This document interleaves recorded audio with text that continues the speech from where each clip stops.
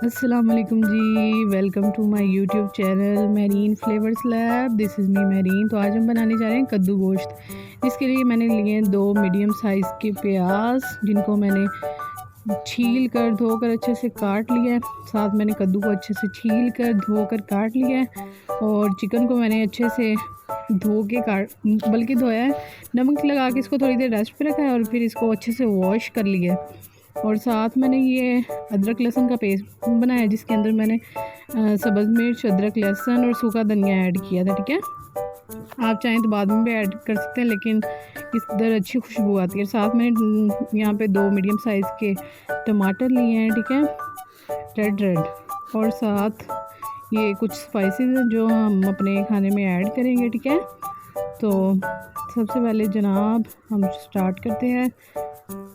चीज़ें हमारी सब पूरी हुई हैं। मैंने एक कढ़ाई ली है, कढ़ाई के अंदर हमने हाफ़ गिलास पानी लिया है। ये सबसे इजी रेसिपी है जो मैं आपको बता रही हूँ, आपने लाजमी ट्राई करनी है। इससे गोश्त में से ज़रा भी स्मेल नहीं आती है और फ्लेवर भी अच्छा आता है। ठीक है, उसमें हमने डाल दिए हैं प्याज और जो अदरक लहसुन का पेस्ट था वो भी डाल दिया है। साथ हमने कुछ टमाटर काटे थे वो भी डाल दिए हैं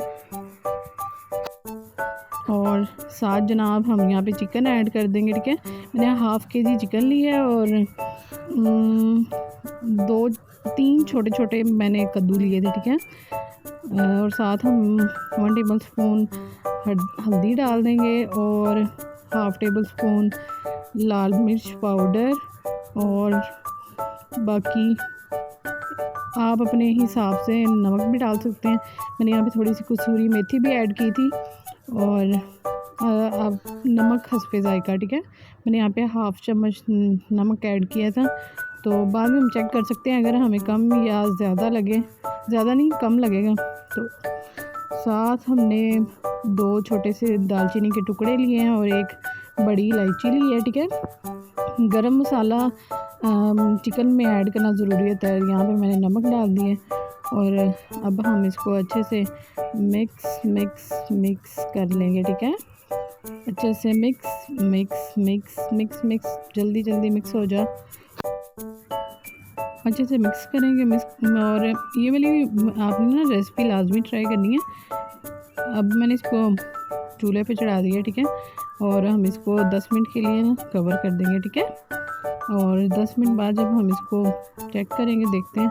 अब भी ध्यान से आपने खोलना, देखें सब कुछ प्याज और टमाटर अच्छे से गल चुके हैं। चिकन भी हमारा 70-80% गल गया है। साथ हम 1 कप लेंगे ऑयल और बाकी जो कद्दू वगैरह हमारी चीज़ें पड़ी हुई हैं बाद में डालने के लिए, ये मैंने ऑयल को अच्छे से डाल दिया। ठीक है, आपने बर्तन को अच्छे से साफ़ रखना है, कोई भी चीज़ ज़ाया नहीं करनी है। ठीक है, और ऑयल हमने डाल दिया।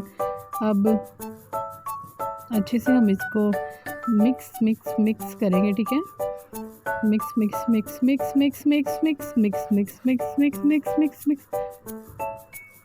इसको अच्छे से हिलाकर, तो अच्छे से कढ़ाई को इधर उधर से साफ करके हम इसको थोड़ी देर के लिए रेस्ट पे रख देंगे।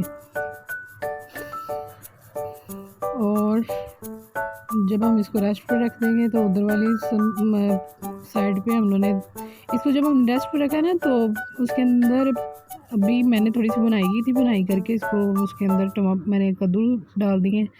आप इसको कद्दू शरीफ कहें। ठीक है, नबी पाक सल्लल्लाहु अलैहि वसल्लम को कद्दू बहुत पसंद थे, तो इसलिए हमें भी बहुत पसंद है, क्योंकि नबी पाक सल्लल्लाहु अलैहि वसल्लम हमें अपनी जान से भी ज़्यादा प्यारे हैं। और अच्छे से हम कद्दू शरीफ में गोश्त को अच्छे से मिक्स करके, तो उसकी थोड़ी सी ना बुनाई वगैरह करके इसको हम ढक के थोड़ी देर के लिए रख देंगे, ताकि जो कद्दू है वो अच्छे से मतलब 80% गल जाएँ, काफ़ी हैं। क्योंकि बाद में जब हमने इसमें पानी डालना है तो भी हमने इसको कद्दू को अच्छे से गलाना है। तो अभी के लिए इसको रेस्ट पे रख देते हैं। रख के तो थोड़ी देर हम वेट करेंगे। अब कद्दू ने जो पानी छोड़ा होगा उसको देखते हैं। देखिए, आपने इसके अंदर ना किसी भी किस्म का कोई पानी नहीं ऐड करना, कद्दू अपना पानी खुद ही छोड़ देते हैं।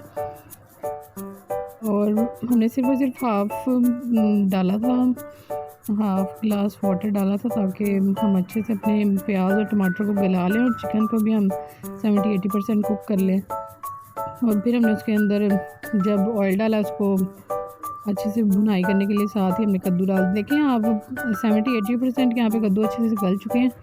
हमें यही चाहिए, इसकी हम तेज़ आंच पर भुनाई करेंगे ताकि इसका पानी अच्छे से खुश्क हो जाए और भुनाई करते करते ऑयल अलग हो जाए। ठीक है, इसको अच्छे से भून लेते हैं, अच्छे से मिक्स कर करके भून लेते हैं। आप देख रहे हैं ऑयल अलग यहाँ से सेपरेट हो रहा है। जैसे ही ऑयल सेपरेट हो जाएगा हम इसमें पानी डाल देंगे।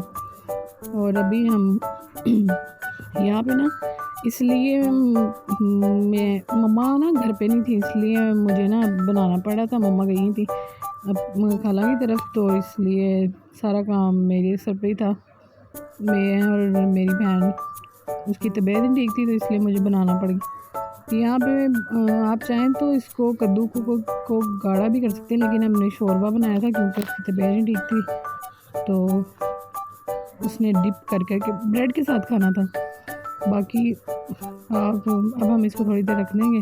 देखिए अच्छे से सालन में बॉयल आ रहा है, इसको थोड़ी देर 10-15 मिनट बॉयल होने देंगे होकर। तो इसके अंदर हम यहाँ पे डालेंगे, यहाँ पे मैंने पीस लिया था सूखा धनिया, ज़ीरा, काली मिर्च और छोटा सा दालचीनी का टुकड़ा। ये हमारा गरम मसाला ना सबसे ज़बरदस्त है। यहाँ पे देखें अच्छे से कुक हो चुका है सब कुछ, तो हम फ्लेम को अब ना बंद कर देंगे। बंद कर तो इसके अंदर हम डाल देंगे जो सब्ज़ धनिया और सब्ज़ मिर्च हमने काट के रखी थी, उसको हम डाल देंगे, अच्छे से गार्निश कर लेंगे ताकि सारा कुक हो गया। तो अब मैंने फ्लेम भी ऑफ कर दिया। आपने ना जब भी चिकन की कोई भी रेसिपी बनानी है ना, आपने चिकन को इस तरह करना है ताकि आपके ना चिकन में से ज़रा भी स्मेल ना आए। और सबसे इम्पोर्टेंट बात, आपने चिकन को नमक लगाकर थोड़ी देर रेस्ट करके और उसको फिर वॉश करना है इंशाल्लाह। फिर ठीक है, ये देखें ये इसकी फाइनल लुक है।